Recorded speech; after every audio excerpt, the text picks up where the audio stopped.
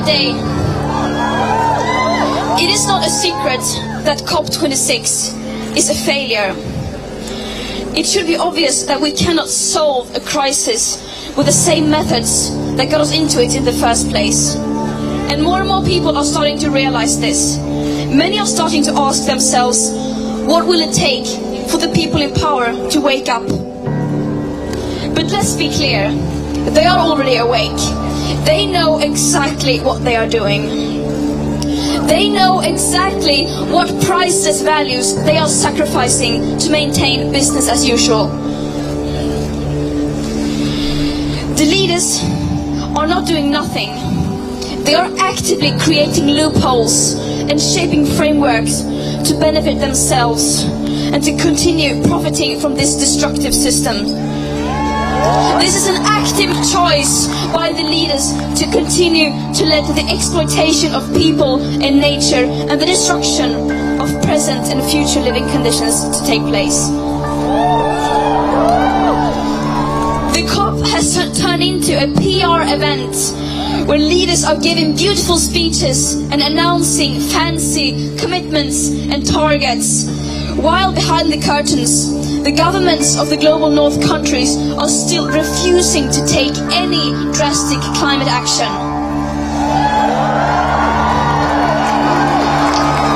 It seems like their main goal is to continue to fight for the status quo. And COP26 has been named the most exclusionary COP ever. This is a conference.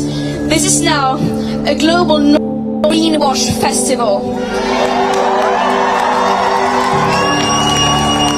A 2-week-long celebration of business as usual and blah, blah, blah.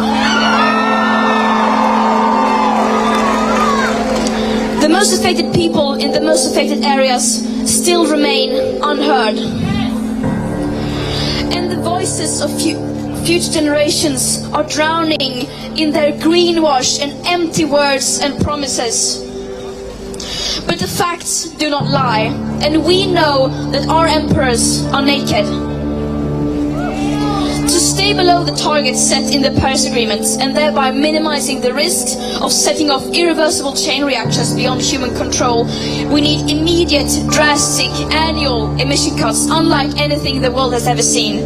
And as we don't have the technological solutions that alone will do anything even close to that, that means we will have to fundamentally change our society. And this is the uncomfortable result of our leaders' repeated failure to address this crisis. At the current emissions rates, our remaining CO2 budgets to give us the best chances of staying below 1.5 degrees Celsius will be gone within the end of this decade.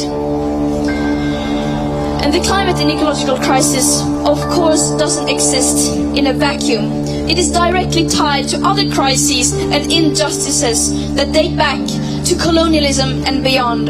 Crises based on the idea that some people are worth more than others and therefore have the right to steal others, to exploit others, and to steal their land and resources. And it is very naive of us to think that we could solve this crisis without addressing the root cause of it.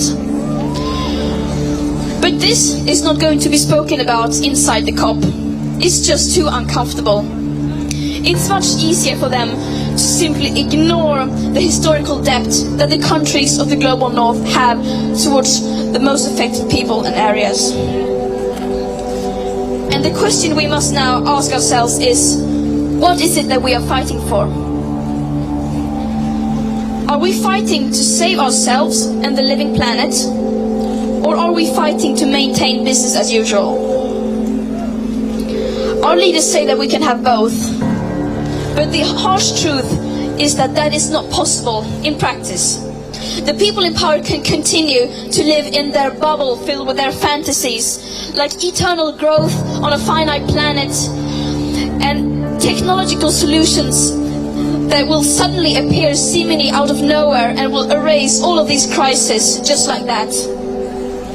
All this while the world is literally burning on fire, and while the people living on the front lines are still bearing the brunt of the climate crisis.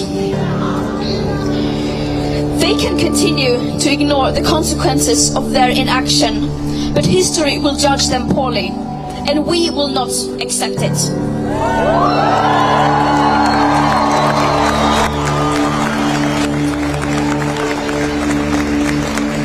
We don't need any more distant, non-binding pledges. We don't need any more empty promises. We don't need any more commitments that are full of loopholes and incomplete statistics and that ignore the historical emissions and climate justice. Yet, that is all that we are getting. And no, that is not radical to say. Just look at their track record. They have had 26 COPs. They have had decades of blah, blah, blah. And where has that led us? Over 50% of all our CO2 emissions have occurred since 1990, and about a third since 2005. All this while the media is reporting on what people in power say that they are going to do, rather than what they actually do. Time and time again, the media fails to hold the people in power responsible for their action and inaction. As they continue to expand fossil fuel infrastructure, opening up new coal mines, coal power plants, granting new oil licenses, and still refusing to do even the bare minimum, like delivering on the long-promised climate finance for loss and damage to the most vulnerable and least responsible countries. This is shameful.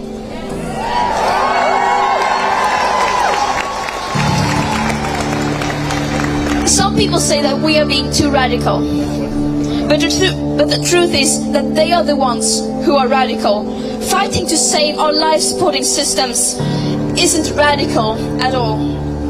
Believing that our civilization as we know it can survive a 2.7 degree or a 3 degree hotter world, on the other hand, is not only extremely radical, it's pure madness.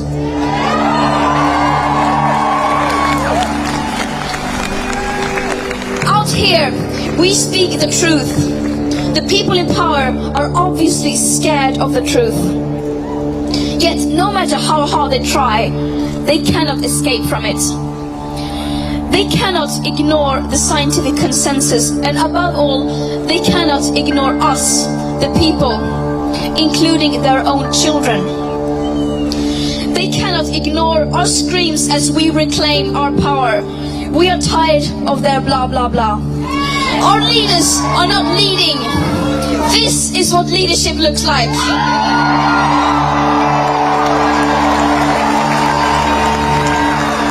Thank you for showing up, and see you tomorrow again at the march.